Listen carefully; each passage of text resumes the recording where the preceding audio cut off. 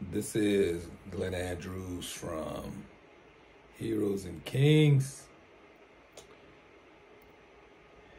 It is Friday, March 3rd, and we go from the ebony and Vogue covers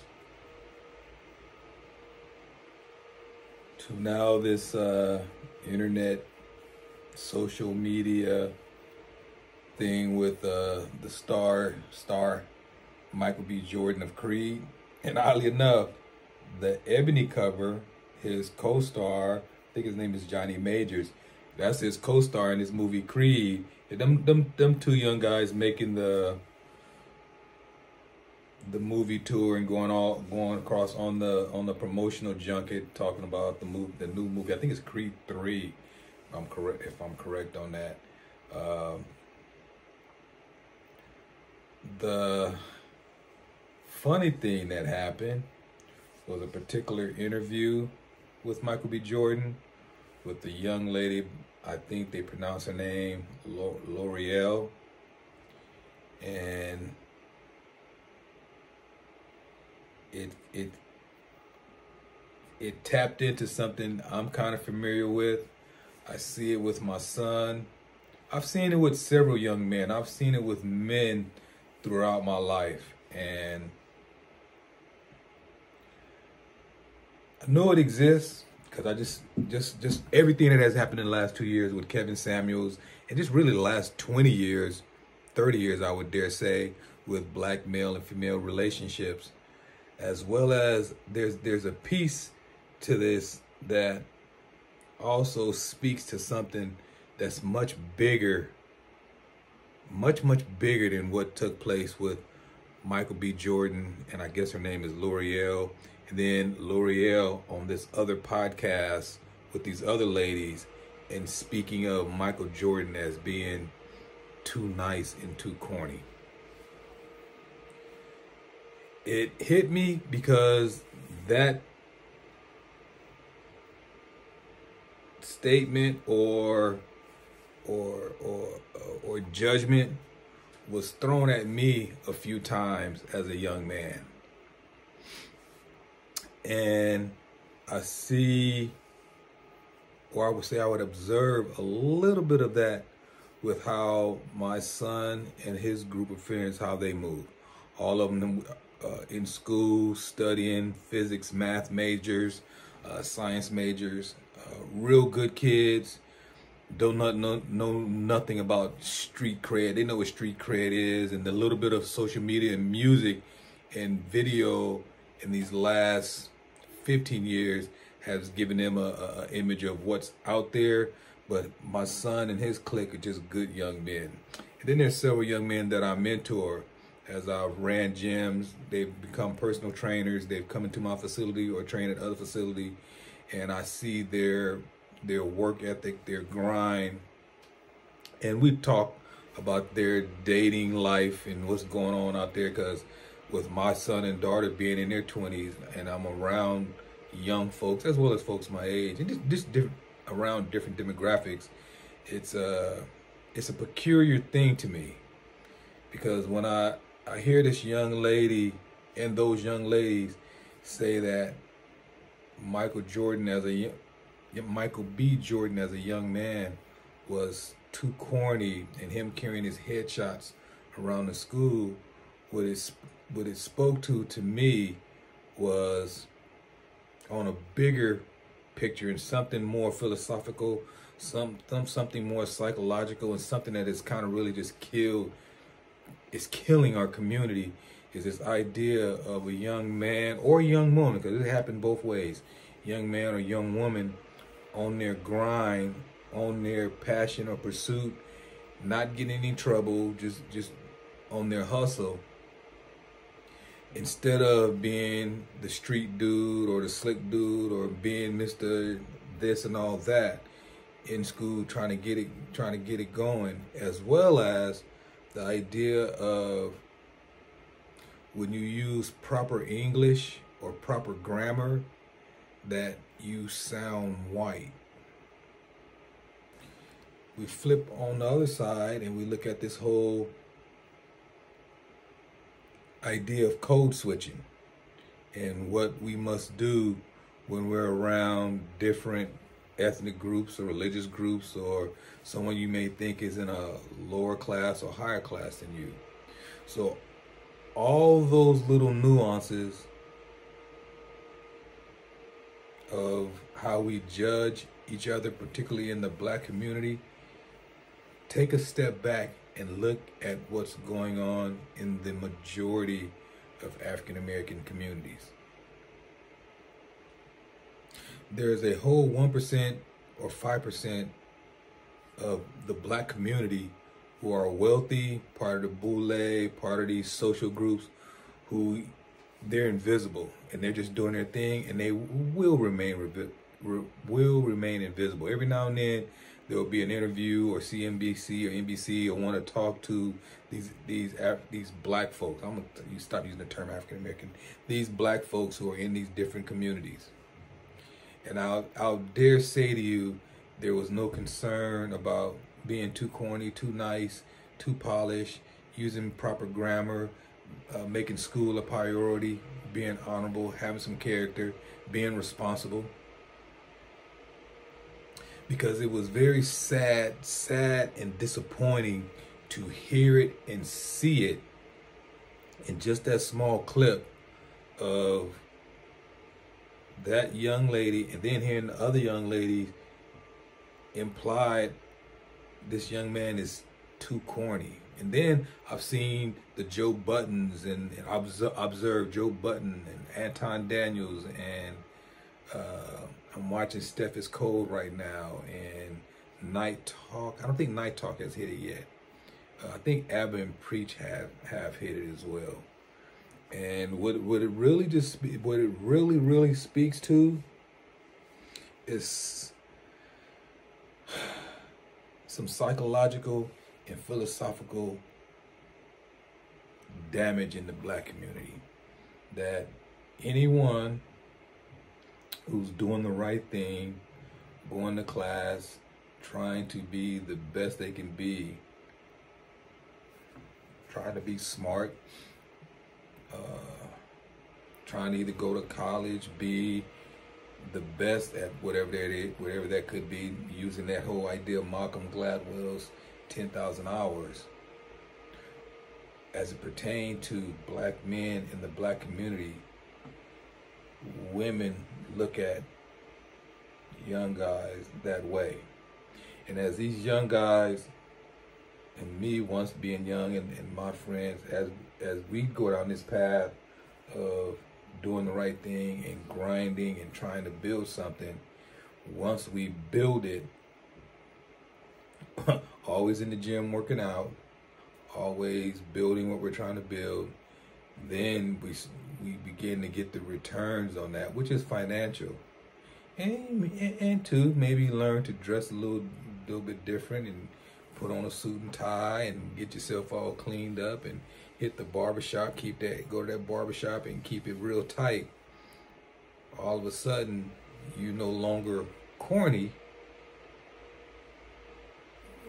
And now all of a sudden too, I guess your value goes up.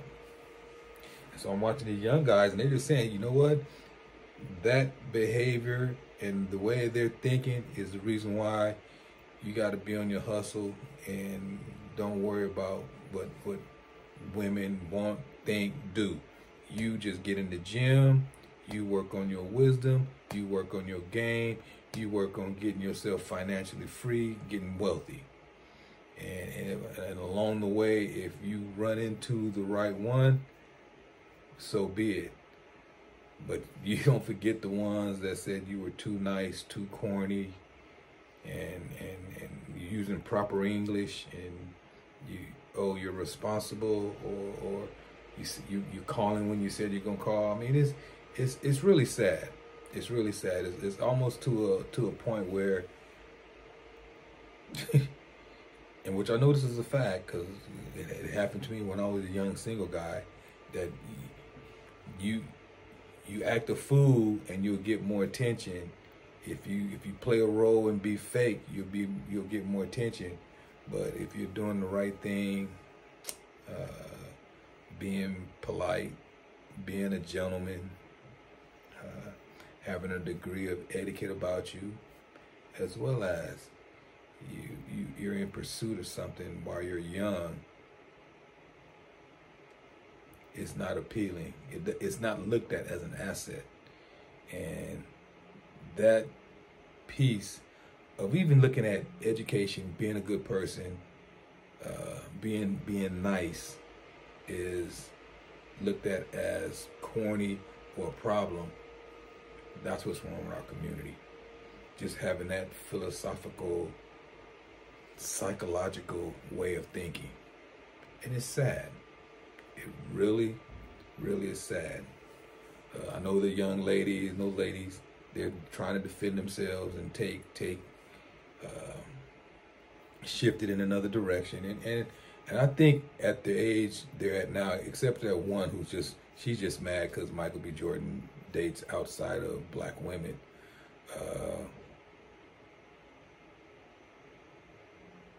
Folks got to look at the bigger picture of what it is to be a good person, what it is to be educated, what it is. And education and the ability to speak is not just going to college.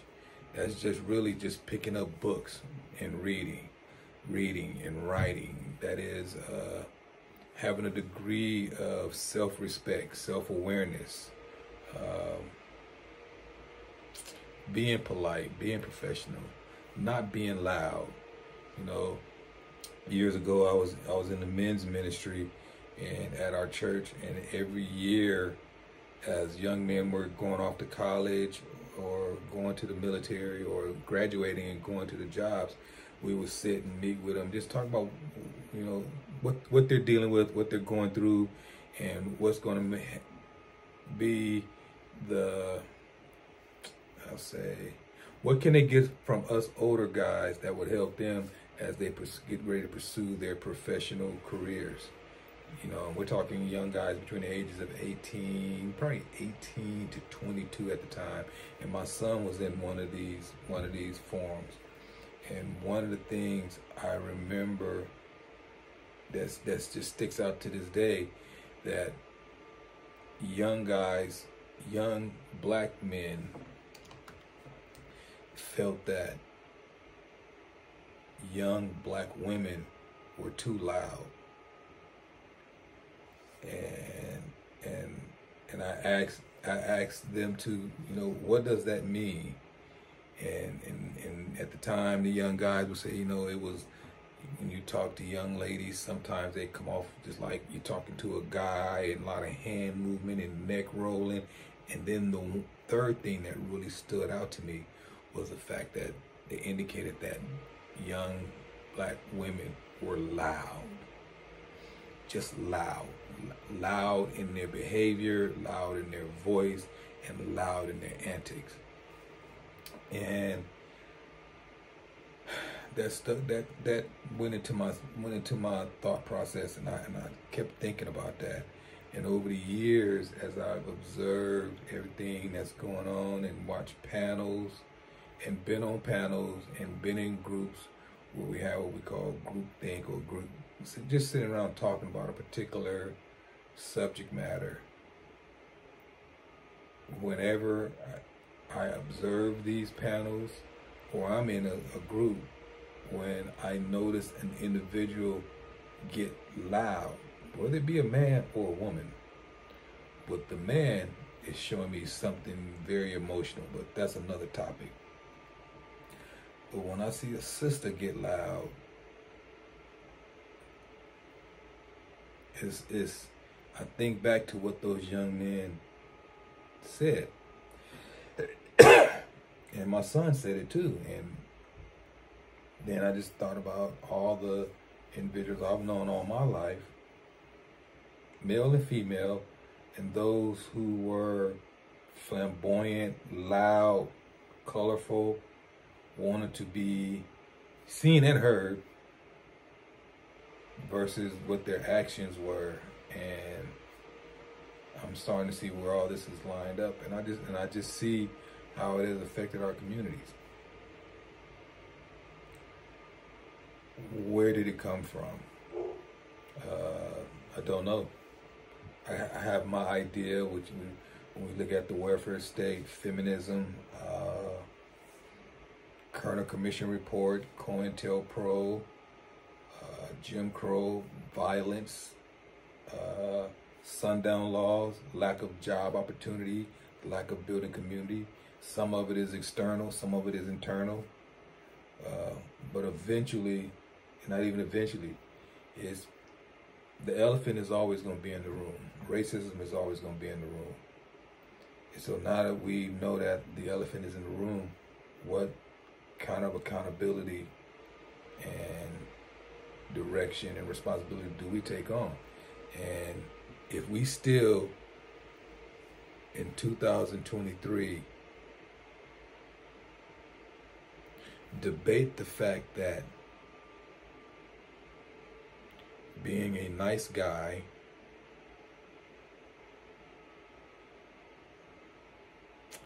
or being too corny is a negative versus an asset. And some individuals are too small-minded to see the bigger picture of what's going on in our community. I talk to teachers. I have several teachers that come to my fitness facility, and they tell me literally teachers are walking out of a class, or walking out that day, or are planning on leaving education because they've had enough. So it almost tells me what kind of kids are the parents sending into these classrooms. Then too, it tells me what kind of parents these individuals have, or lack thereof. And what it becomes, and what the bigger picture becomes, is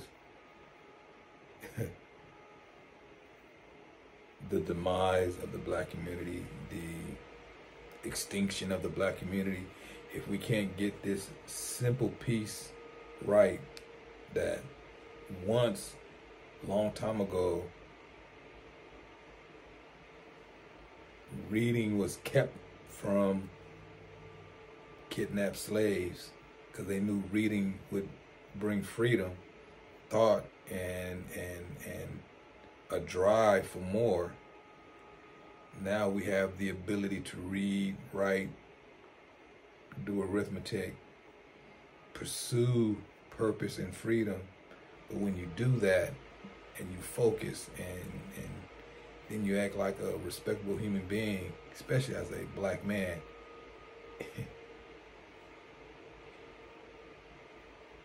you literally have individuals, male and female, who look at that as a problem, or look at that as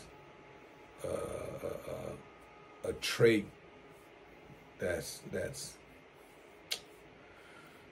useless, or not a good trait. We in trouble. The black community is in trouble. The world is in trouble. For those black men and black women who thought, from an ideological standpoint, how Michael B. Jordan was focused and became what he wanted to be, and not only becoming an actor, now he's directing.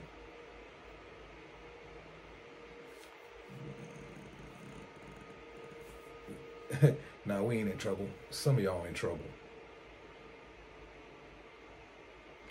Because with ChatGPT and AI and these robots, and you having to be smarter, faster, intelligent, be able to communicate,